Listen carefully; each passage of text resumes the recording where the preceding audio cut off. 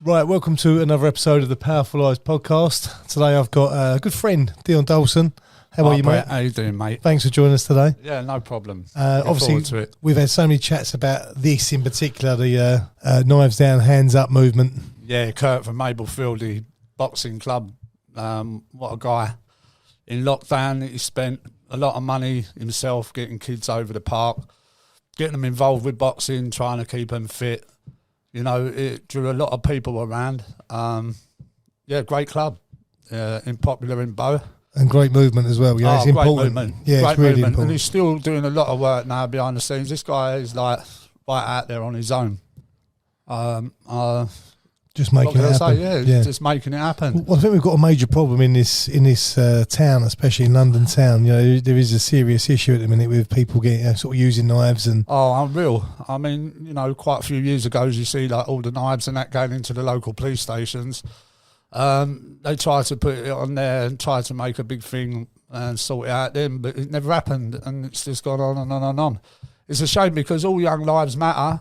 You know, it's sad that these people, these kids, don't seem to understand that life is valuable and that there is another side to life that they could possibly go out, get a good education, move on, and they've got to look at the future rather than just the here and now. I hear a lot of people saying like, 5 years, 10 years if you carry a knife. But the trouble is, like you say, they actually need to be re-educated in, exactly. You know, to offer them another path rather than just, right, no knives. Because obviously, that's what we want. I mean, we it's want just no words knives, at the end of the day, but it needs to be actually, like you say, it's got to be real. I mean, they've got to realise that some of these kids might not even make it to 30, 40 years of age. Do you know what I mean? And they're like, you've got a bundle of money in your pocket and a piece in under your jacket, and that they can see that they can have what they want just going out and doing what they're doing. It's very hard to try and get them to understand that, this street war and everything else on this side of the road, on that side of the road, what's it all about really? Do you know what I mean? Why is that worth taking a life? But like you say there, it's easy money. It is easy money. Yeah. And we see, I've spoken to a few people on here where you've got someone who's earning $3,000 a day to go and earn $2,000 a month and actually work. Oh, mate, you're right, Brett. 8 hours. They don't see the logic, but no, they can just go out and get a car, get this, get that. Yeah. Some of them are really intelligent kids, We often say you could probably take some of the biggest criminals and turn them into serious businessmen because they've got all the acumen. Absolutely, absolutely. Some of these kids, even at 13, 14 years of age, is just like you think, wow. They're running a small empire. Anyway, they could be doing it the right side of the tracks. Yeah, if they were doing it the right side of the tracks, they're so intelligent, so clever, that they actually could make a really good life for themselves. But the thing is, I think what we need to do now is the children that are born now, they need to see a different side of life rather than follow their siblings. This is where we've got a problem. You might not necessarily be able to teach a 13, 14-year-old kid upwards, but children that have been born into it now, when they're growing up, they can see there's a different side of life. Maybe the right side. You ain't going to save everyone, but we just need to get the numbers down. Get the numbers down, And I think we need to do more in this country. It's not just this country, it's everywhere, isn't it? Like America. I don't know where America is with it right now, but they have got nil tolerance, and the police out there, I think with them being able to use guns and things like that, it is a bit of a deterrent for some. 1,000,000%, yeah. But because of the way we are in this country, obviously I don't condone that, using a kid, like shooting a kid, but I think it's a deterrent. I think that's why it's worked out in the States. I think that's what it is, yeah. But then obviously they've got gun issues as well, haven't they? But yeah, of course. There's a lot of money being involved with pushing guns from one country to another and this and that. So, yeah. Anyway, getting back to this, I think this guy is an amazing guy. He's everyone knows him. The amount of effort, effort and sweat, and never mind that what he's had to put in out of his own personal pocket and his own life, actually putting into this when he should be doing something else. Yeah, well done, mate. Fair play to him. But yeah, listen, this is again, we commend this. Anyone who does stuff like this to actually try and make a difference. And they have made a difference. That's the thing. Oh, absolutely. So yeah, fair play. I mean, the amount of kids that have got involved with this boxing club now, and he's got some great potential. Some of the kids there have got great potential to go on. You know, I mean, he's had a lot of. He's got like people like Billy from TW1. There's a lot of other clubs around London, you know, being supported by Les Ferdinand, you know, Nigel Benn, people like that. They all know the club. Yeah. And they're all supporting him. So, yeah. Yeah, good luck to him. Yeah, and obviously if we can help, we can help. Aberfield Boxing Club. Well done, Kirk. Big shout. Right, Dion, I want your life story. I've had so many chats with you over the last, 5-10 years. Yeah, I know. And every time I learn something different. So let's take it back to the beginning and let's roll it out. Well, I was born in 1970 at Harlow Hospital. Moved about a bit. Obviously, my dad was in prison for 10 years. And my mum had 3 jobs, tried to bring me and my sister up. What was your dad in prison for? Certain things. He was quite involved in London back in the day. He was a doorman, worked with people like Lenny on the doors at the Hippodrome. He worked all over London, really. My mum found it hard bringing us up, but she got on with it. We lived at Woodford Green. Then we got moved up to Shipley in Yorkshire under police protection. And then after that, we moved on, come down. She met another guy. How was that being moved up there? Because obviously, I'd say all your friends, like all of a sudden you got a new area. I was only a little kid. See, I was also in a caravan because I come from a Roman Catholic gypsy family.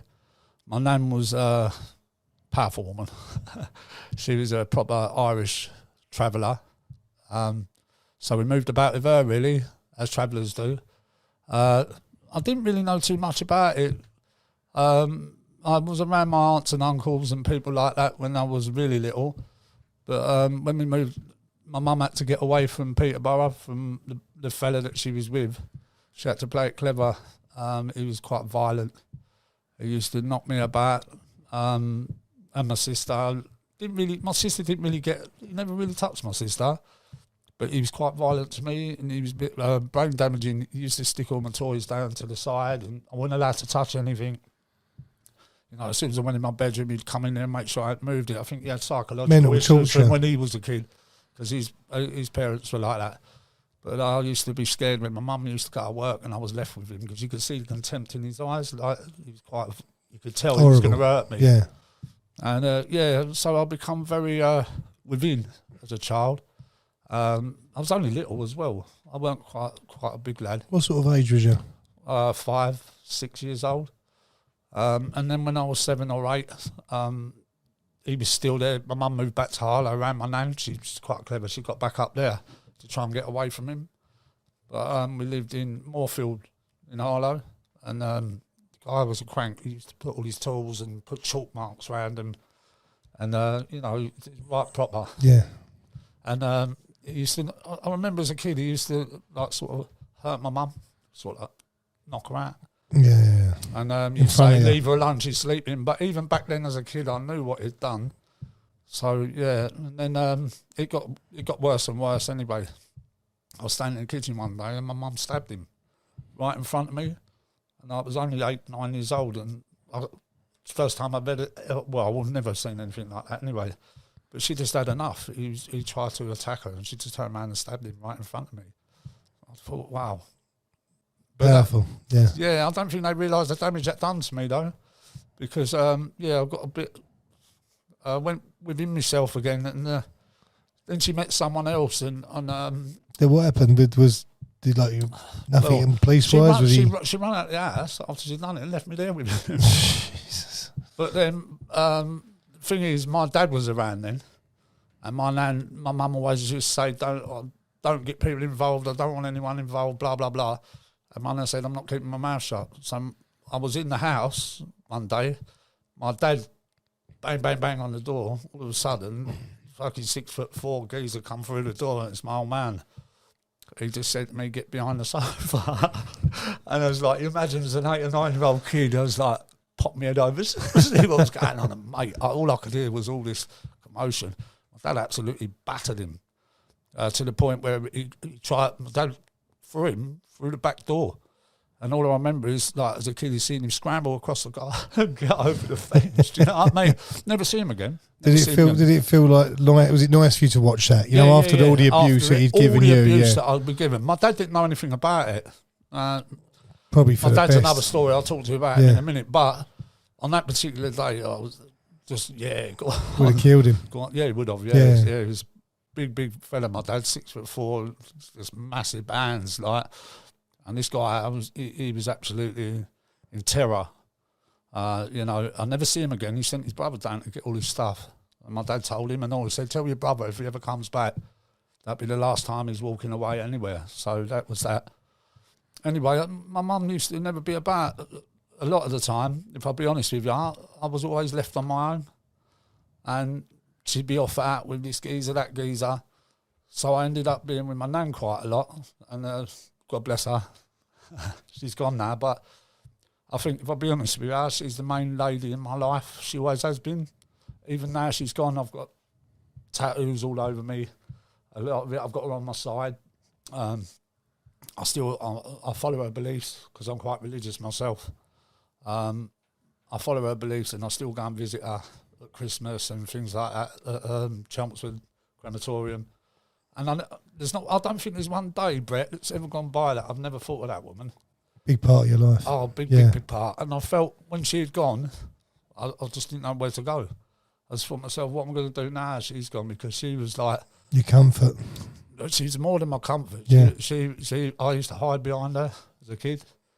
They found me walking up the M11 past Northfield at 9 years of age, walking along the motorway, which is not normal. On PC Green, I don't know whether everyone remembers him back in the day, but PC Green from Arlo, he was a top copper then. He pulled up, Simon, where are you going, son? I went, I'm going to London. And he went, you're not going to London. And he took me to Harlow Police Station. And I was in one of the interview rooms, and then all of a sudden, I could hear, where's my grandson? Well, oh no, my nana turned up, you know what I mean? She's like, I think she's scared the coppers and all. She come in, she went, no one's torturing my grandson.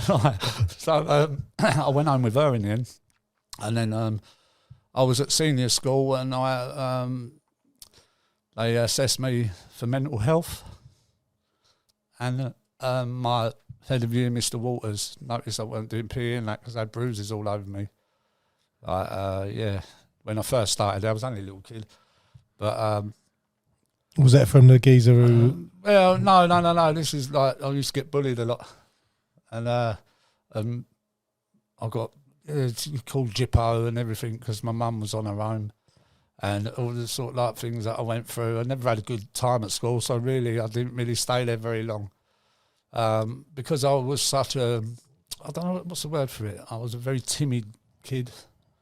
I think kids realise that and play on it, don't they? It's horrible. But I turned it around because when I got to like, I mean, I used to, to be honest with you, I used to take myself to the boxing club. I forgot to mention this. Before I was even 10 years old, I used to go and I went to Staple Tire Boxing Club, and there was an old guy called Terry there, proper old school, Queensbury rules. And I remember turning up once with my little rucksack on my shoulder, and he went, where's your dad? I went, I ain't got a dad, he's in prison. And he went, really? He said, well, where's your mum? I said, she's at home cooking dinner. And after that day, he took me under his wing, and, I had a good relationship with him. He taught me old school boxing, doing seal walking, all the old school stuff, not like how they train now. Yeah. And I think some of them boxing trainers they've been like dads to many people, haven't they? Yeah, exactly it. That's what it was like to me. I used to love to get home and go straight over there. Yeah, someone to look up to as well. Yeah, respect. I felt secure over there, and I like being around it. I mean, boxing's always, besides doing boxing or through my life here and there, boxing's always been my life. It's something that I've always loved ever since I was a kid. I think if I'd have had a dad there and a chance to do it, I'd probably been quite a good boxer. I would have probably gone on and done well, but I used to use it as my getaway. Yeah, your church, I suppose. Yeah, somewhere to go. It's my holy place. And if I've learned anything, now I'll be honest with you, Brett, if I've learned anything through all my life experiences as a kid, my children have never had to go through any of that. Never. My boy, I taught him from the age of 2. I never played football in my life, but I spent hours and hours and hours with him, right-footed, take his right boot off, make him use his left, go around washing lines, doing shooting, even indoors, like one of them little airflow balls and a little goal in the front room, to the point where his mum used to go, for God's sake, can't you just leave this alone? I went, no, the boy's got potential, and I just went on and on and on with him. And God bless him, my son, he plays at Cheltenham City, League 2, a fantastic footballer, amazing striker, 30 goals a season at non-league, and now he's at League 2 and working his way nice through kid life. as well. Yeah, he's absolutely... Nice kid. All of them have got great personalities and very, very kind children. He's a legend, my son. I look at him and think, you're everything I ever You're wanted proud to of be. him, aren't you? Yeah. I'll put everything into him that I never had.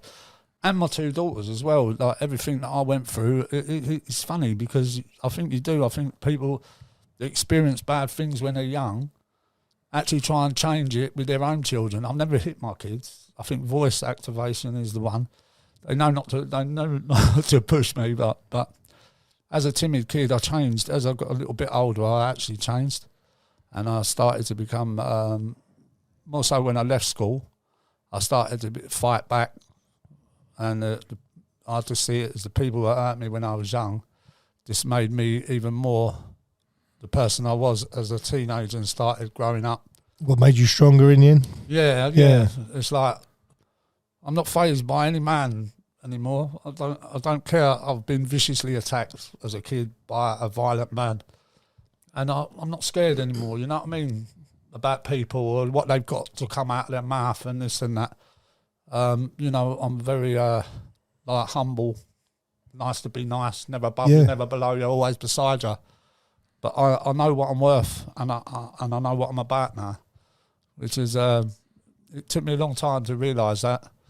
It's an important part, you know, like to actually get to that stage where you are happy within yourself, you know, and like you say, you don't have to take any shit. Do you know, no one should. You know, the only thing is when I was a teenager, Brett, I found it very hard to express myself about my mental health.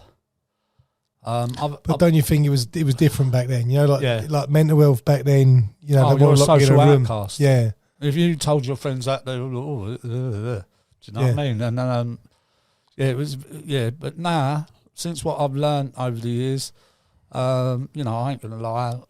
My daughter at the age of 14, found me hanging at the back of my house. What happened? I don't know. The thing is, when people will say about, I didn't know they'd do that, but it's a blip. It's a moment. These people that commit suicide, it's not always a thought process. They just suffer mental health and it happens. And the only way that I can explain what I try to say to teenagers, when you see someone very manic and excitable that's got really severe mental health, that's the calm before the storm. You usually find within a few days after that, when they hit rock bottom, they took their life. Yeah. And, it's sad. You know, it's very upsetting to see that, especially in teenagers that are being bullied, or not just bullying, but have been through like a bad life like I have, and that they find that it's easier to take their life than to go on and live it. It's that I think sometimes they can't see the light at the end of the tunnel, and there is a light at the end of the tunnel always, but it's like you say, sometimes people don't realise that they're going to get there, though. Exactly. That's the problem. And we've all we know we've both been there. We've spoke to you many times. Like, you know, it's like had some really like times with you when you were going through a really bad time, and I sat there with you, and you know, well, you know, sometimes it's fair play. You know, you've really been strong, because it takes, you know, sometimes incredible strength. Yeah, big time. Yeah, to keep yourself just here. Yeah. In this life, when you feel you've hit a brick wall and you've done everything and you've tried to achieve everything, and then you feel, well, that's it. You know, what else is there now? You know, and it can be a scary place, especially when you're alone. It's a scary place alone. And I think for me, I felt obviously I lost a lot of money, you know, one year, and a lot of money sort of stolen off me, and that caused catastrophic, you know, trickle downs on other businesses, and it was all going wrong for me. And it was like, failure is a dark, lonely place. It is, and I will say this about mental health. Some people go through mental health their whole life. Meaning mental health, there's two sides of it. If I can just say this, a lot of men between 30 upwards that have families that are trying to be the strong one, trying to support their kids and their wife and everything else, go in within themselves when times get hard and things happen, like you say, you lose money or you feel like you're less of a man because you've got debts and this and that.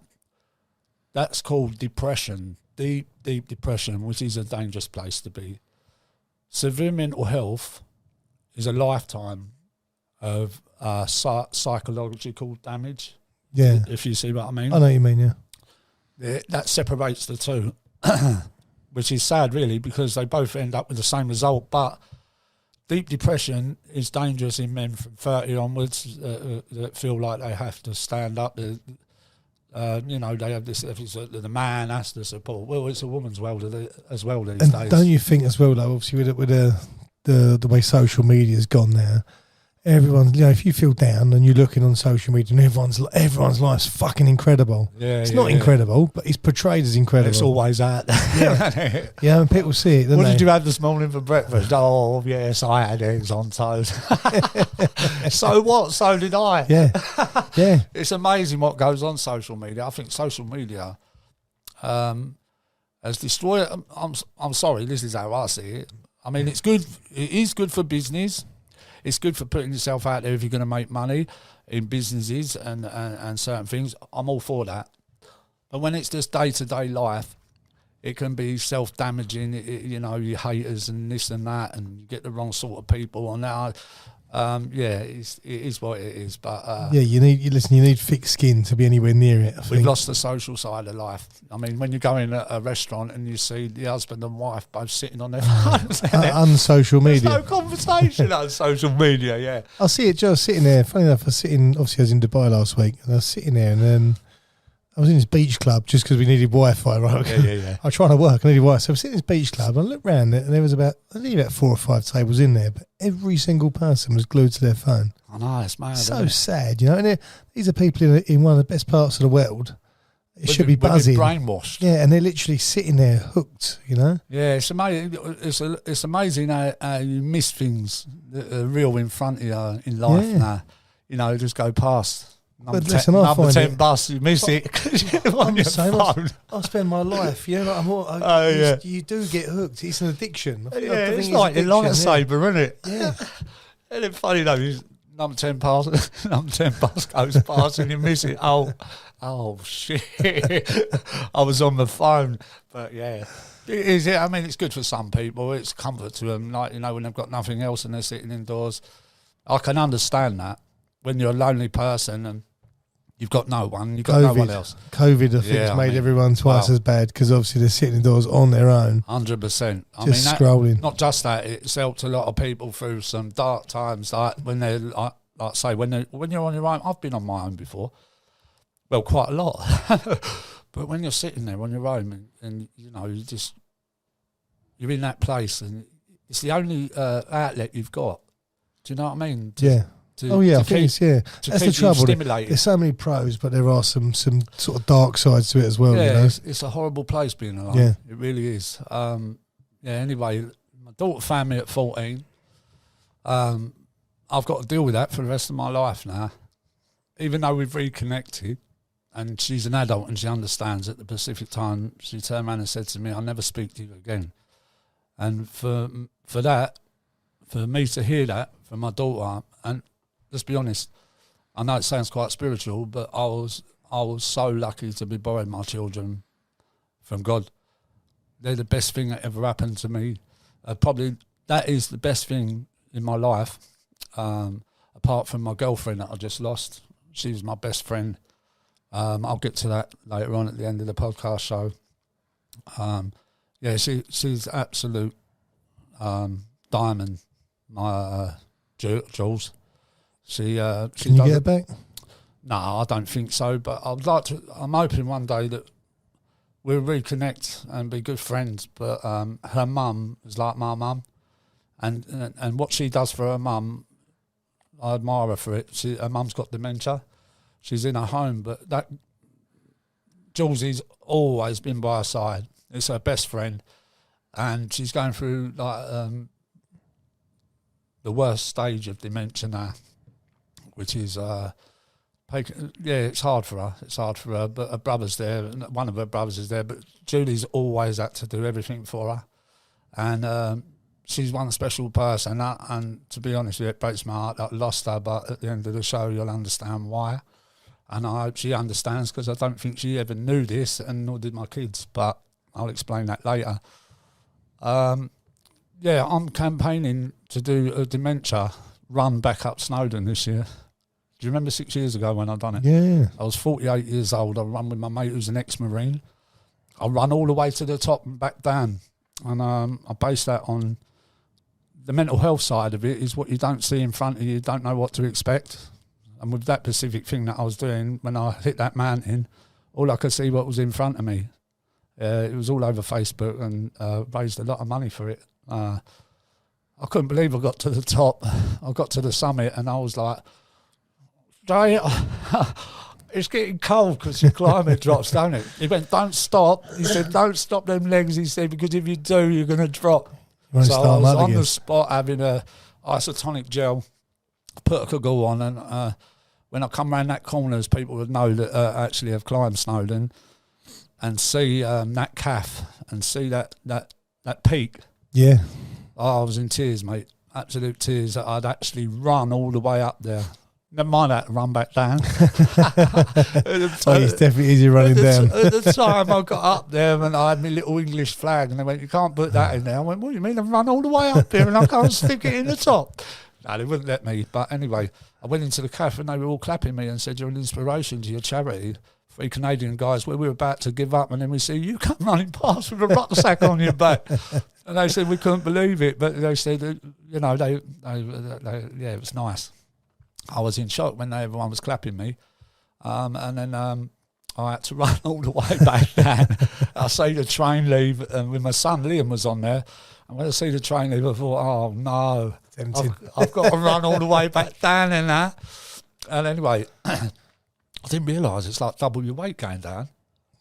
Yeah. Gravity. I lost all my tone. Do you know what I was going to say? You got to be really careful with your elation. Yeah. Because if you've been up Snowdon, it isn't a straight gravel run. It's like cobbles that are 6 foot wide by 2 foot tall, and then you sort of like jumping like that. And why are you training like that? Because it's not as easy as you think. You're going from a top cobble to a little cobble. Anyway, I got all the way down the hill, and the train takes an hour to come in. I come in 5 minutes after, and then I drove a 6-hour journey straight home. Yeah. Wow. I raised £4,000 for Mary Curie for that. Powerful, yeah. That was for mental health, Women's Refuge and Homeless Young Women's Association. Also, I added another one to it. My dad got cancer of the throat at the time when we were talking, and I added that to it. But yeah, now I'm 55 this year. Time to go again. And it's time to go again. My mates say to me, how the hell do you do it? Only you could do that. But it's something that's inside me. It's just, I want to do this, but I'm doing it anyway for veteran boxers and my mother-in-law who's got severe dementia. I'm doing that this year for them, because when we were kids in boxing, there weren't so much talk about this brain damage. But when you're a professional fighter in the ring and you're getting smacked in the head about 70 times a night in fights, there's going to be some sort of damage to the brain. Takes its toll, doesn't it? Yeah. Whether it's a bleed to the brain, or whether like McCullen and Nigel Benn, what happened to him, or Dave Watson, somewhere in the brain is going to get damaged. And whether that comes out later on, and this is what we call dementia as part of it, or is that the right thing to say? I mean, dementia's dementia, but it's going to progress on to something like that, And I think it has to take its toll, doesn't it? I mean, it does take its toll. I think they've got it right now. I think they understand this. In professional boxing now, they take it very seriously with damage to the brain. Then people are watching at the side of the ring very, very closely now. And whether you like it or not being pulled out of a fight, It's going to save your life. Big thing with weight cutting too much weight cutting as well. Yeah, you know, too much weight cutting yeah. for the fight and trying to get yourself down to that specific weight, dehydrating your body and your brain. Yeah, a lot of people don't realise your brain is sitting in liquid and you're literally trying 100%. to suck that liquid out to make weight. It's so dodgy. Yeah, I mean, never mind that it's draining. Just walking to the ring. Yeah. Zaps your energy, so as soon as you get in there, your legs are like jelly until you get smacked in the mouth, like Mike Tyson says, and then you go to town, don't you? Go to work. But whether you lose or not, you think, right, that's it, that's gone, get on with it. We always say it only hurts getting it on the nose. It only hurts the first time. Well, Tyson said it right, didn't he? He said everyone's got all this and that. He said until you get a good smack in the mouth. And I'm making right. He's so funny, and he's my legend anyway. I'll see him over there. Oh, mate, yeah. I've got a massive tattoo on my quad of him. Oh, And really, I've got all yeah. boxing memorabilia up my leg. I'm going to have Roberto Duran, Sugar Ray Leonard, Hagler, all them sort of people on my leg. Yeah, Mike Tyson for me that was my idol growing up. Unbelievable. Unbelievable. Yeah. And even now, like the guy he's turned into now, I just love him. You know, like he's like a wise old elder. He's actually become a very successful businessman now. Hasn't he? You know, I mean, when he was young, he was very naive, and everyone took the piss out of him. You know, took his money away from him, this and that. I think Costamada, when he went, they were all coining in on him, weren't they? He wouldn't let any of that happen. No. You know, but self-educated now. I always say if Cuss had lived like another 5 years, I think he would have rewritten the history books. 100%. You know, 100%. And he probably wouldn't have gone through some of the bad times he did, Mike Tyson, through his career. All day But long. still, you know, what a legend in his own right. You know, and plus let's not forget the fact of what he's been through, losing his daughter and some of the stuff that's happened to him. He's overcome a lot. And I mean, even like you say, 12 years old, like running around the streets, mugging people, and like, because that was, if he didn't do that, he didn't eat. You know, it's like, again, it comes back to this underprivileged lifestyle. And 100%. It's sad about his daughter though. Horrific. Like being told that and having to get home. You know, anyway, that's not something for me to talk about, but God bless him. Yeah. You know, he's put himself where he is, and he's worth every penny of where he is now. 1,000,000%, yeah. You know, and so a lot of other people. I'll tell you, I'll take my off to Nigel Bell as well, because he still goes out to McCullen. Yeah. After what he'd done, you know, you've got to admire that man for that. Yeah. You know, he still keeps in touch with him, you know. And what people don't realise is that these two fighters are getting in the ring, they're enemies, but afterwards, you see quite often that they're friends. Oh, it's the biggest form of respect, isn't it? And I think that, you know, it's heartfelt. It's damaged him inside his life. Yeah, it has to take its toll. Of course it does. Of course it does. But that's what they do. They put themselves out. You both know you're at risk of it, but you never think it's going to happen to you, do you? That's the trouble. Yeah. Everyone's an enemy until they get in the ring, and then it's over and done with. It's a build up for fights, isn't it, I suppose. Yeah, it sells. Getting back to take me back to where you was. You was sort of early teens. Yeah, early teens and that, and you know, I moved. I left home at 15. My mum's husband at the time. I didn't really get on with him. I felt like my mum was putting him before me, and I don't know whether that's selfish, but I thought, you know, after everything we've been through and the amount of crap that I've been through, you should be putting me first, not your fella. And with my daughter and that, but I didn't like the way that he come around me, and things happened, and my mum was on my back. Get out. So I left, and I said, listen, that's the last time you'll see me. Yeah, I turned around and said that if that's the way you feel in life, then you crack on. But my mum would be the first one to admit it. She's never been maternal, never ever been maternal. She's never been a mum. And really, I was part of my girlfriend's family. It's very uncanny because they've got a proper family. Her sons are very successful. One of her sons, Jack, is one of the main people on. If you don't mind me saying this, is on TikTok. But what a successful lad he's been. He's worked his arse off to get where he's got. But it was like a normal little family, you know. And I'm very sad that I'm not part of it anymore.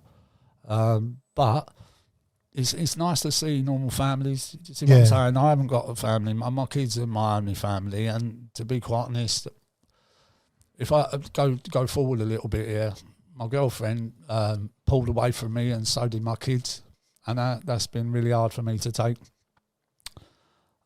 Yeah, I've had to come to terms with it, and something that things that I haven't admitted to them because I felt embarrassed and ashamed of myself. But the more depressed I get, but when you think about mental health, and I've had it all my life, this is the reason why I'm a loyal to myself. I never stuck to my tablets.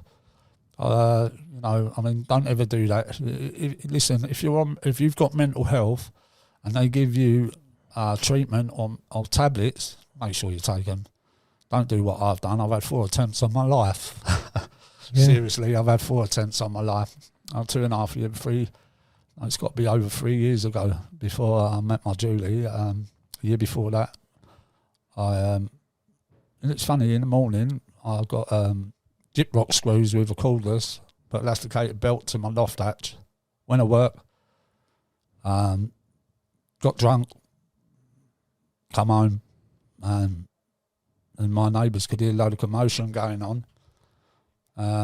My friend had the key, so I don't know quite what happened because I was a bit spaced out. And my mate saved my life. The only thing I can remember is when I was hanging there, I seen my little girl's face, and I realised I didn't want to do it. I was trying to get myself out of it, but that was it. After that, I woke up and he said that he was in hospital. He said, you were in my arms, you were fitting. They thought you were going to die. How long ago was this, Dion? About 3.5, 4 years ago now. And that's why I talk like that. I damaged my vocal cords. Oh, really? Yeah, and that's probably why I don't sing anymore. But yeah, no, I've had a lot of trouble with my throat, and I don't know what it is, but you know, I've had a few attempts on my life, but when I see my little girl's face, and I realise that it's the wrong thing to do. I didn't want to do it. Yeah, I was stuck, mate. I was there. That was it. It was the end. And when I sort of like woke up in hospital, I thought, am I in heaven? I shouldn't make a joke of that, but I just thought to myself, am I here? Is this real? It's a bit like the film Ghost, isn't it? But I was so elated. I was so overwhelmed to know that I was still here. And what a fella. Did you feel like you had a second chance? You know, like you sort of survived. I felt like I'd been selfish. You know, I mean, it isn't about that with mental health. It's a moment. These guys and these women that commit suicide, you know, don't blame them, because it's not always the case. It's just it takes you, and that's it. When your brain wants to kick you out the door and carry on with what it's going to do it. Especially if you're suffering from mental health, that's just the way it is. But I was so happy that I was still here, and I just thought of my kids straight away. And what a fella! I ain't going to mention his name because it's not fair on, but I've got that guy's back to the day I die, mate. He saved my life, and even when I was a youngster, you know, I saved 2 of my friends' lives. One of them had a rope swing, Jamie Rogers in Harlow, at Moorfield. He thought it'd be clever. He went, I'm going to get up the tree and go on a rope swing, yeah? Of course, I was only small. I weren't massive, but I was there with him. And he jumped out the tree and froze. And he just fell in midair. It was I just run. I don't know what made me do it. I was just run and dived underneath him to stop him. And we both missed a stump, like a jagged stump from a tree that had fallen. Obviously, it was jagged. Yeah. And pushed him out of the way. I don't know how I'd done it because he was bigger than me. But it was just a reaction, spontaneous reaction. Yeah. And it's funny because me and Liam were in Arlo about 5 years ago, and he come up and he went, Dion, he went, your dad saved my life when I was a kid. And and I was, like he just like he's always sort of like commended me for that. In the lock in Harlow, a woman was walking along when I was a teenager with her 2 little blonde boys. The littlest one fell in the lock, and now they were emptying the lock, and you know, like the channels at the side, they're so I dived straight in. No fault for my own life. I just dived in, and I was. That's your natural reaction to help. Just reaching around for him. All I remember is in this freezing cold water, and I could feel the strength of the water being pulled, and I don't know how I'd done it. I just caught an arm or something. I was dragged him to the side where them little steps go up, and got him out of there.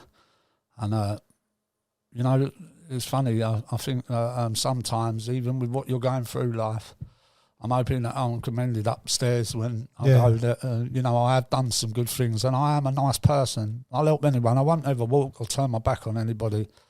You know, it's just a shame that some of the things in my life that have spoilt it, really, you know.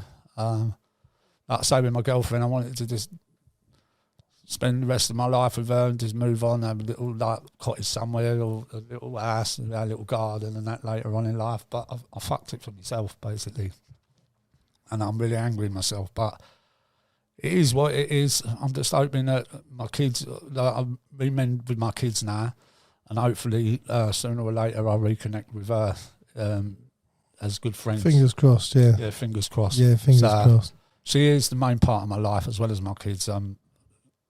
It's been really bad place to be. I mean, people have relationships and they go through relationships, then maybe move on and they do this, but she's my best friend, she's my soulmate, and she'll always be that. I've committed myself for the rest of my life that I will always try and reconnect with her as good friends and be there for her. You know, at the moment, it is what it is, but yeah, so Julie, and so the mental health side of it. So I moved on and I thought, well, what am I going to do after my trying to do what I've done? I just thought there's no more play. All I want to do now is trying to support different things and put myself into places where I know I'm good at doing charity work, trying to help, trying to make, you know, trying to be supportive to teenage suicide, which when I was really ill, the group Mind said to me, would you like to be an ambassador? I said, well, I'm not really well enough for it right now, but when I do get in a better place, I'm more than happy to try and help these kids. I'll, you know, give them my experiences of life and with mental health anyway. Mental health is a big thing, obviously, in my life. As you can hear, I've been talking about it. But do you think that you help, because you're a helper, yeah? You try and help everyone. Yeah. Do you think that's because you want help? Yeah, I think so. I see it a lot with people who've been through it. You know, they're always the first one to try and help someone else. Can I be honest with you, Brett? I was always clean as a kid, never touched drugs, never done anything. But I've been hiding something from my girlfriend and my kids last year, which is hard for me to talk about. But I was so embarrassed and I feel ashamed that I don't know how to explain it. I don't actually want to say the word about it. You started using? Yeah. And I couldn't bring myself to tell him, you know, the more depressed I got, the more I was doing a vicious narcotics. circle. And I've never told him that. Never told him that up to this day. And I'm sorry, I really am. But I'm getting help for it now, and it's no good telling you. I've got to do this. I've got to stand up and be strong and do this for myself. Like, of course, I want you to be proud of me, and I'm sorry, Julie, for losing that. But it's a hard place to be when you love people so much, but narcotics have grabbed hold of you, and I've admitted now that I'm an addict. It's going to take a long time to work my way back up. But I know that I can do it with the right help. Have you got help now, Dion? Yeah, I'm clean. Yeah. I'm clean now. But it's took losing my best friend, my soulmate, and my kids to make me realise what the fuck are you doing? Why are you doing this? Yeah, it's always been my downfall at certain times in my life, and I'm going to be honest about it. To try and hide the mental demons in my head and the suicidal status. I know when I'm getting there, and I try and block out anything that's not right in my head or that's sad or depressive. And that for some reason or another, that was my release. It's escapism, isn't it? And I wouldn't call it. I didn't lie to him. I was embarrassed and ashamed of myself, and I regret it. I regret it now. I really do. You know, it's broke my heart. It's broke my heart losing my best friend and my soulmate and my children walking away. And do you know what? I know I keep going on about them, but they're the only people I give a fuck about. Yeah. You know, they're all I give a monkey's about. My girlfriend weren't my girlfriend. She was my best friend, my soulmate. It's the best person I ever found in life. And they always say you find your soulmate. Well, she was my soulmate, and I took that for granted, and I lost her. And my children as well. Them walking away from me. My son's my best friend. Liam's walked away from me. Oh, really? That's hard to take. Yeah, I didn't know that. That's really hard to take. I mean, really, you know, once upon a time, I would have like just thought, well, that's it. I'm done now. And honestly, I've got to be honest with you, Brett. I have thought about it here and there, but I'm strong enough to say, well, no, you've got to stand on your feet. You've got to rebuild now. Whatever I've got left in life, I'm going to put into trying to reconnect with the people that matter to me. Yeah. And just be around and support and do this, what I'm doing now. And, you know, it is what it is. And I want people to be aware, like, you know, you don't have to suffer. It don't matter how old you are or how old you get. If you've got mental health and you feel that you're vulnerable to suicide or any part of mental health, not just mental health, like I said to Brett earlier, any part of depression, when you feel that you're at rock bottom and you feel that you've got nobody and nothing left around you to do, don't take your life. Seriously, life is so precious. And if you can concentrate on rebuilding and reconnecting with the people that are most important to you in life, you know, I mean, it is just what it is. Time is a healer. I think he is a healer. And if you can prove to Liam and, you know, Julesy. Yeah, you know, like there's always a second chance, you know. Of course there is. But it's for you. Listen, it's why they put rubbers on pencils, right? Because people make mistakes. 100%. But you're being man enough to actually say, listen, hands up, and I'm going to sort it out. So you can't do no more than that, Dion. No. And I want to put it out there to Eileen Regan, Julie's mum. What an amazing woman, East London girl, 91 years old. She's still going, mate. She's a fighter. I mean, the man she's been through in the last 3 years, broken bones in homes and moved on to another home. And Julie's looked after her amazingly. But what a legend. What a legend in her own right. She's got fire in her belly you wouldn't believe. Just when you think she's done, she comes bounding back. Yeah. I love her to bits. She's just like, she's one of my favourite characters of all, mate. She's got such a character. Bless her heart. Warrior spirit. Yeah, I love you, Mum. You're an amazing woman. And your daughter. But, and my kids. Liam's actually doing quite well at Cheltenham City this year. A few weeks ago, he rolled his ankle in training, but he's got such good fibre, muscle fibre and genetics like me and my dad and my granddad. Repairing quick. He's repairing very quickly and he's back on it again now. He played at the weekend, 70 minutes, and I think he'll find his niche. I think once he's done at this club, I personally think he could go a lot further. And he's got a lot of self-belief now. He's fast. Yeah. How old is he now? 23. He's just turned 23. But he was telling me the other week that he was in a game. I think he played up against a really expensive defender at West Ham. It was put in the reserves for a cup final. He had the reserve team out. And he looked at Liam and all that, and he went, it is Brazilian, like, whatever, you're shit. And Liam don't talk about things. He rinsed him the whole game all over the park and scored an amazing goal. Nice. And when he come off, he went, yeah, I'm a shitty £500 a week player, yeah, and you're like X amount of pounds. He said, mate, you're in men's football now. Yeah. And he just went, I'd like to see you playing for a long time. He's funny like that. He's got such a personality in him. He's a very quiet lad, but I told him when he was little how to box. He's tough kid. Ain't got a lot to say, but he deals with things. Oh, yeah. He won't take no shit. No, he's a bit like, I think he's a little bit like my dad. He's a handful, but he's such a nice kid. He'll open the door for you. He's very respectful to women. Yeah. He knows where he's going. He's a flyer with whatever he goes into in life. Same with my Chloe. She's a real good hairstylist, but she was looking at going on that. She was just offered a show just recently where the man buys all the clothes and the girl wears them and they go out on a date and but they're making a 3-week thing out in America on a tropical island. She was offered to go on it. So I've said to her, go on, Chloe.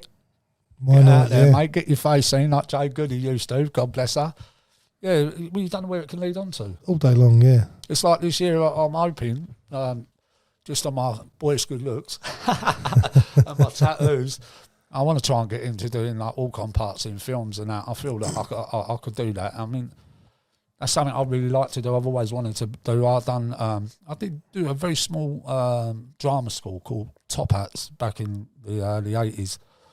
And the lady, Chris, that ran it, she was married to an American guy, but she turned around and said to my mum, this kid's a natural. He could go on and do really good stuff. And I know I'm 55, but hey ho, I think I could hit the box office. Is in Make it happen, mate. Make it happen. Yeah, mate. I'll get in all the old gangster films, stand in the doorway, all right. No, I'd love to do it, mate. So if there's any film crew out there that are looking now, come and get me. This is the man, yeah. This is the man. I'll do the parts. I might not be able to say a lot, and I probably will afterwards, but just doing the walk-on parts, that'll do me right now. Yeah, nice. Yeah, I'd love to do that. And that's where I've always wanted to do it, to be honest. I was often one of my pals, he was out in Miami. I'll tell you who it was after the show, but he had an agent in his country, and he said about me doing like some walk-on parts in some of the gangster films, and I was like, oh, yeah, I'll be up for some of that. Not that I'm a gangster, but he said, but your face, he says it all. Yeah. I mean, I walk around London, Brett, and I'll get people coming up to me all the time, and some people that have been with me say the same thing.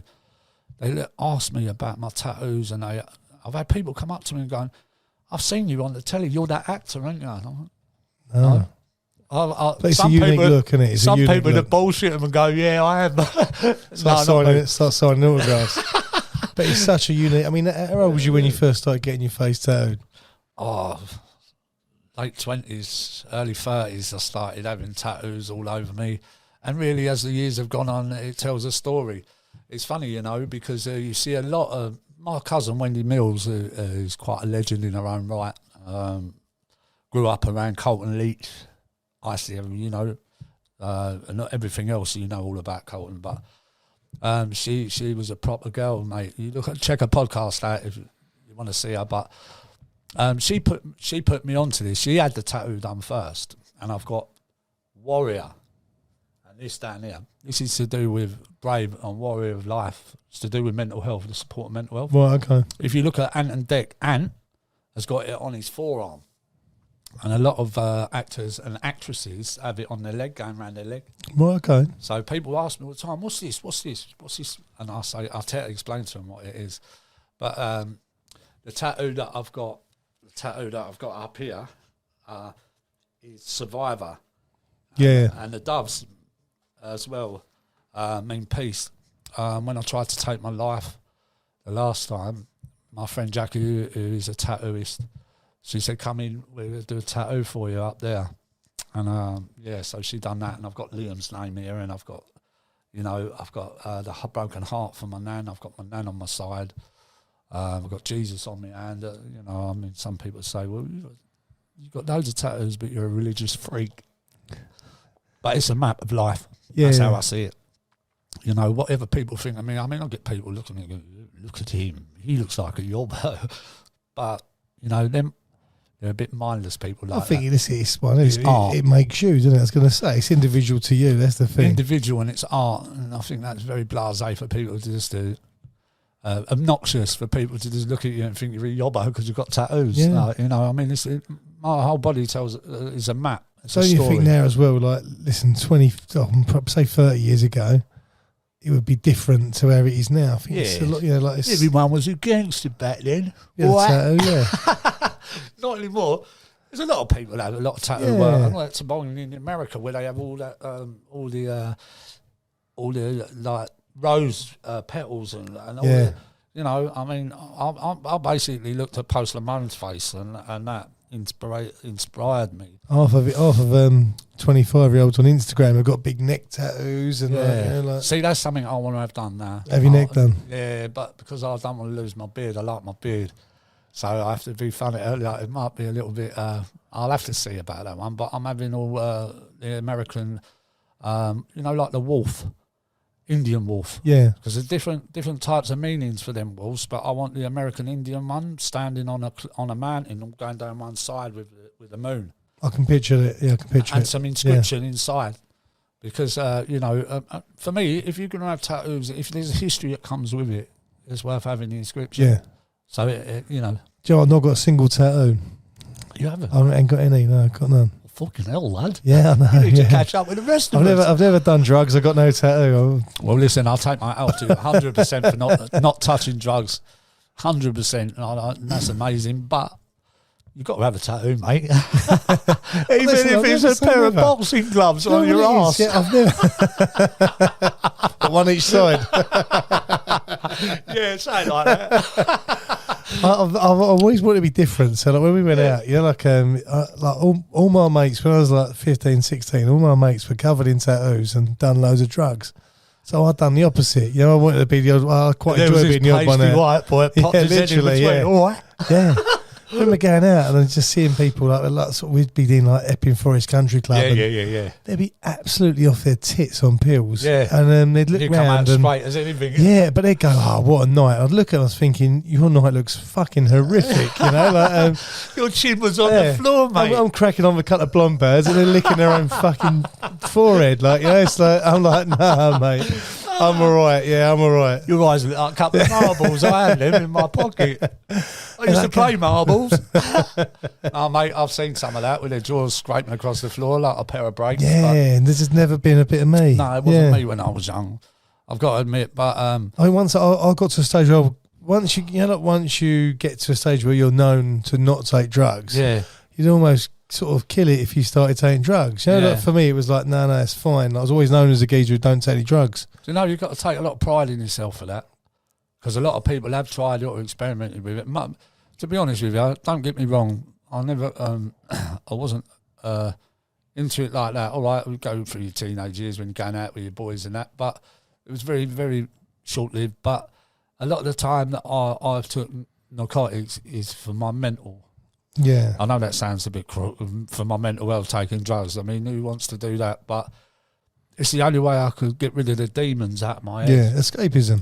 Escapism, that's exactly it. And I wish that I could go back now to last year and change it all. Yeah. Because what I've lost in this year doesn't bear thinking about. It's cruel. The short-term highs. It haunts me every day, every day in my life. Like I say, my best friend, my Julesy, I think about it as soon as I wake up, all day long and at night, and whatever, it is sort of that love story. I don't care what people think. But she's my absolute world. Even now, even though she's walked away, we have the odd, all right, how you doing, like on online sort of thing, but listen, prove yourself. Get yourself back to where you was. And then it's all right saying it to people, but you've really got to prove to yourself first and stand on your own 2 feet and make it work for you. Because to be quite honest with you, I was doing all right. I was going places, and I've always had that in my head to do well for myself. Listen, I've never been rich. I'm never going to be a rich man. I fucked off out of school. I wasn't interested. I've grafted all my life, but I've never been a rich guy. But one thing I've always had inside me is to be successful in to get into films or doing stuff that, creative. I look at some of these guys like Jason Statham and I think, I could do that. I could easily do that, Put me in the films, mate. Tell me what to say and I'll do it. Do you know what I mean? Because I think I've got that character. I'm I sort of, I don't know what you think about me as my pal, but a lot of other people say, mate, you're unique. Of course, I look at you. Yeah. You can look at loads of geezers. They all look the same, media, and all say the same things. Yeah. But I'm unique, and I'll say that to myself, and that's not blowing my own head up, because I'm not a fucking amazing person by any means, right? But I am unique. The way I look, and just I'm different. I've always wanted to be different. Different selves, yeah. Always wanted to be different. When I look at when I've grown up, look at certain people, I think, well, I ain't gonna wear that because they're wearing it. They're all wearing it. Yeah, that's what I said. I remember going to a school disco thing. Have your own thing going I put a black shirt because I knew everyone would wear white. Exactly. That's exactly what I am. And I'm very visual. I look at people and think, well, I ain't going to do that. Yeah. I'll go the opposite way. Yeah. And when I go and have a tattoo, most people have tattoos like this. I have to be it takes me a long time to pick, and it has to be so fucking individual. It's got to mean something. It's got to mean something. But also, people have got to look at it and think, fuck me, that's different. Mm. And that's the way I've always been. I like to be different. I don't like to be the same. I'm spiritual, I'm religious, and I like to have my own thing going on. I have my own style. I don't follow fashion. If I like something, I'll wear it, you know, and I'll match my own bits together. I'll follow fashion, but from my kids, they tell me it's about 10 years ago. Yeah, I'm following the wrong fashion. Yeah, now kids, oh, Dad, you've got to go and get a CP company top. Oi, go and get a farmer cap, Dad. You've got to wear this jacket. And you go, yeah. Sometimes that's nice to follow your kids, but for me, my kids are they know that I'm just individual. What would they call it? Eccentric or just?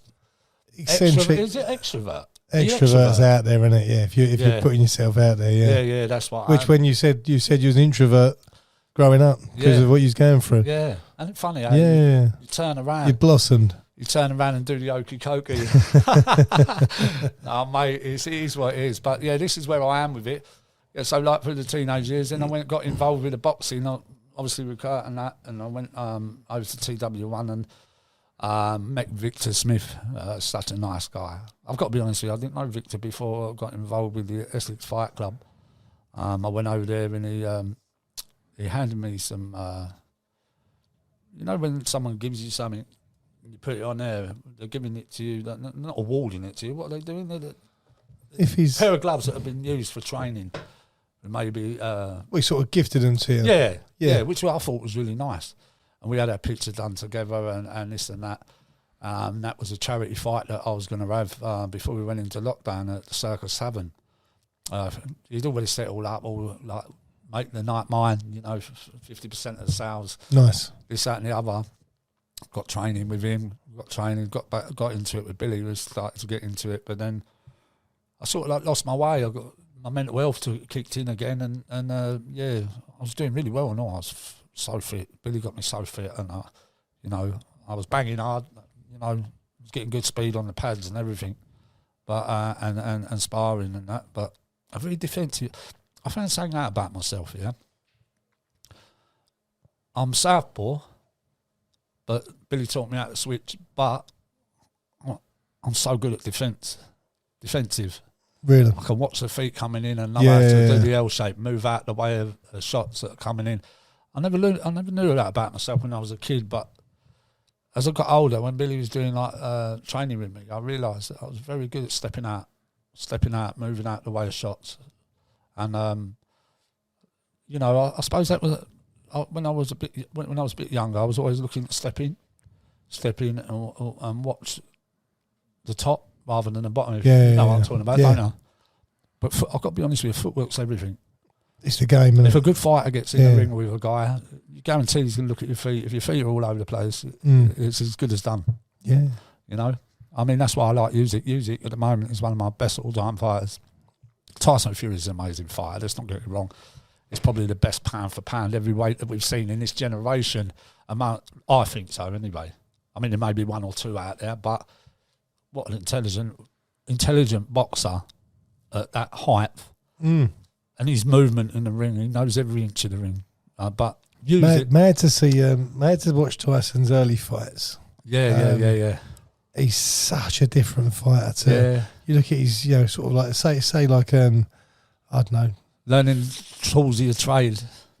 Literally, he's like exceptional, isn't he? I mean, I think the guy could have a few more fights. Yeah, people are saying, "Oh, that's it, he's retired." I think he will. Yeah, I'm sure. I think he should. I mean, the trouble is, what does he? He can only really come out for Andy Joshua. Yeah, well, no other fight really makes sense. Been in the closet for a long time. The trouble is now it won't make the money. Yeah, don't matter. Just get it on. They've got enough money. I'm sure it will still. But listen, he's only going to fight for money. No, he will only fight for money. But Usyk, on the other hand, and I've got to say something about these Ukrainian fighters, yeah. Shevchenko's the same. When you're standing there watching a bunch of lights flash up, and we usually just hit the light as it comes up, and they're studying the sequence, that's exceptional. That's lightning reactions, quick as. And you can see it in the fight. The fitness as well. That guy, when you see him and you think that, you know, he's not having too much success in fire, maybe 6 rounds, then all of a sudden He's holding the centre of the ring, and everything you're throwing at him, he's dipping or moving to the side, and you're missing shots left, right, and centre, mate. And the guy is an absolute master at picking you off with maybe not quadruple shots, but you're getting it. Yeah. And he's wearing you down from that moment onwards. So, you know, I mean, for me, that guy's a dangerous fighter after 6 rounds, mate. You nearly... And you're never going to knock him out. That's the other thing. Listen, he's a 20-round fighter, isn't he? All day long. You know, you can see him. Long. You're thinking, oh, guys, this is only going one way. And it's almost like he's played with you for sort of 7 or 8 rounds. How can you keep that out of your head when you're in the ring with someone like that? That's a dangerous place to be. You think, this guy's got 20 rounds in him. Just as you start to tire. I'm not getting any of these rounds. He's just starting to turn it on. Like. His battery's just fucking charging, mate. He's just starting to come into the fight. And that's a dangerous fighter. When you're giving all you got. I mean, let's look at Bellew, yeah? There's no one here to beat him at the minute. That's the trouble. Let's look at Bellew. What a great fighter. I love Bellew. Yeah. But fucking hell, the way he knocked him out. That is just incredible, mate. And that was actually mental brainwork in the ring. He knew what he was doing. And I feel sorry for Bellew because I think he's an amazing fighter. I mean, you know, he was on the. I think it's like anything as well. He's on the end of his career when he Bellew. You know, it's I like. I still think he'd have a fight in him, though. All day long, yeah. Did you see him in that SAS? Yeah, he's a naughty boy, isn't he? He's got it in him. I think he could jump in the ring now and probably have a fight. But my pal fought him in the ABAs. Yeah, like he won a lot of his. Yeah, big time. Yeah. He fights. said to him then. He said he was just a different. I think he knocked my pal out in the first round. But then you see that in all sport, don't you? In boxing, you see a load of kids all the same. Not say Joe average, but good quality. And then all of a sudden, one kid stands out. Just shines through, yeah. I'll tell you an example. I met through Aberfield Boxing Club. I took Marcus Abraham there. Marcus Abraham looks like Anthony Joshua. This kid has been an amateur boxer. I don't know if he's gone on to pro now. But from the first time he walked into the boxing club, never mind all the other kids that were getting all the old... like all the show and everyone was around him, you know, the favourites. This kid is one on his own. He grew up from a little boy with nothing. He's a lovely kid. What a fighter. What a fighter in the making. I've always said it. His movement, his footwork, his ability. Dancing. The kid was born to box. He's a knowledgeable kid. I don't know if he's Jamaican or he comes from Trinidad or wherever, but what a fighter. And I've always said to him, listen, you need to follow your dream here. From the first time he walked in, I went, you're going to be a world superstar one day. And people were like, I'm telling you, this is the kid to watch out for. Marcus Abraham, if you ever look him up on social media, this kid can bang. He went to Aberfield Boxing Club and he was filmed there on the bag and the scaffolding that he was holding. Shaking. Literally. Yeah. I mean, this kid can punch heavy. He's very silky and very light on his feet, but man, can he bang! And the kid was only young then. The whole place was shaking, and I think everyone was looking around and thinking, "Mate, this kid's got power." Yeah, I think he'll be. If in the right hands, this kid could go all the way. I think, and I say he could go all the way. He's actually on his way now. He's out there. Do you know what I like at the minute? It seems to be a lot of these what I'd class as maybe like the level down managers who are picking these boys up. There seems to be a lot of the talent that's being missed, overlooked. And but you're now seeing them coming through and getting big fights. And, 100%. Even in football, yeah. I mean, they're going to get a load of boys from abroad, but they're actually bringing boys in now. You know, like you said, these lower agents are like looking at boys that are homegrown talent. Yeah. That are actually homegrown talent that have come from nothing. I mean, Liam was lucky. Alan Slough was his uncle who played for Fulham. He played with Bobby Moore in the 1975 FA Cup final, to be fair, and he was the best player on the park. Liam's got a lot of his attributes, but he's a striker, Liam. He plays like Henri, a cutting so quick down the left. He can play anywhere along the front four, but absolute speed down the left is unruly. Cuts in right foot, left foot, scores goals from any angle. And he doesn't even have to look up. He just knows where it is. It's a natural talent. But it's funny. He played a few weeks ago, I think it was. He went, "Here, Dad." I was big Jamaican defender on me. He went, boy, he said, where'd you get them black legs from? He went, I've never seen a white man run as fast as you. And Liam's just laughed. He turned around and said, you've got black man's legs. He's so quick. He's super quick. When he does a bleep test, I mean, you know, he's coming up in seconds of like better than Premiership players. Yeah. You know, he's got a lot of attributes to being a top level. He's the right age, isn't he, now? So it's like, level.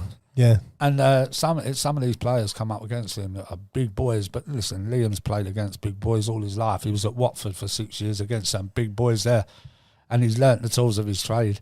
They come up against him and they don't realise the sheer power of him. He's powerful. He knocks 6'5" geezers off the ball. Yeah. He's so strong. They just can't believe it. They don't know where he gets his strength from. But yeah, he's one of the boys. He's one of the boys. You know what I mean? Yeah. He loves them. He gets like, you know, he likes it. He likes being around all these big lads.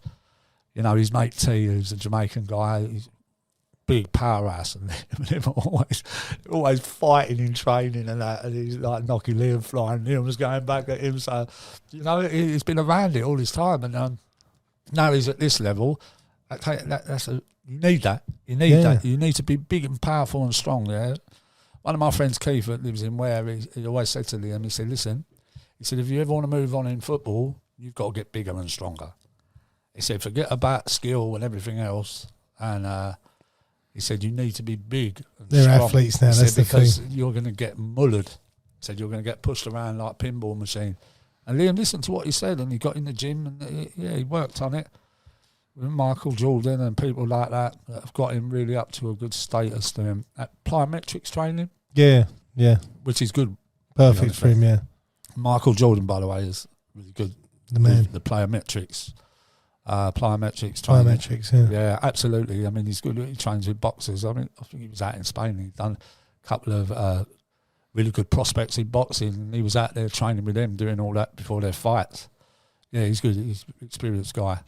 But it's funny. He's like funny old life, isn't it, Brett? Oh, mate, honestly, it's mental. So anyway, listen, I've got a little saying here for you. I just want to show you. I'm awarding it. I'm giving this to Brett because he's a very good friend of mine, and either if he puts it up for a charity or he keeps it for himself to put up in a casing of his own. This was made. Victor Smith had this made for my fight. Obviously in the green, emerald green and white silk. My name was Irish Lonely Traveller. God bless her. And my boxing gloves that I'm still trying to get back hold of. They were 1,400 quid. Craig Richards actually used them in training at TW1. He went, they are better than Superflights. They were like 1,200-1,300 quid. They had proper gold leaf writing saying Sally Dixon on their manans, and all it with the clover. And I need to get them back. But this is for my Thank friend. you very much, mate. Look at them. I might even have to lose some weight and get in them. Oh, you Can't have a fight. Fit you, mate. I'll tell you. Anyway, the last thing I want to say is love to my kids, love to Julesy, love to Mum, love to everyone that means the most to me, and thank you, Brett, for putting me on this podcast. No, all good, mate. You know, there's some real demons there, and I'm sorry to my children and Jules that I never told you this before, but this is why I ended up where I was. And when you and the kids were telling me that I was changing as a person, it was depressing me even more that I couldn't tell you the truth, and that's because I was embarrassed and ashamed of myself. Because the more I was getting depressed, the more I was going home, Julesy, and trying to do what I'd done, and ended up losing now, and I'm gutted for that. But I hope we reconnect at some point. I love you loads, and I love you kids. Thank you. No, thanks for doing this with me today. don't miss you. Listen, Appreciate it. This is it's And your thank story. you to the cameraman. Thank you, mate. I'll tell you what, I've been sitting in this podcast, right, and looking at your digestive biscuits, right? Right over there thinking I can so eat them right now. You like a digestive biscuit then? Anyway, yeah, I'll go back from laughing now because he's made me laugh. I'll go back to my status.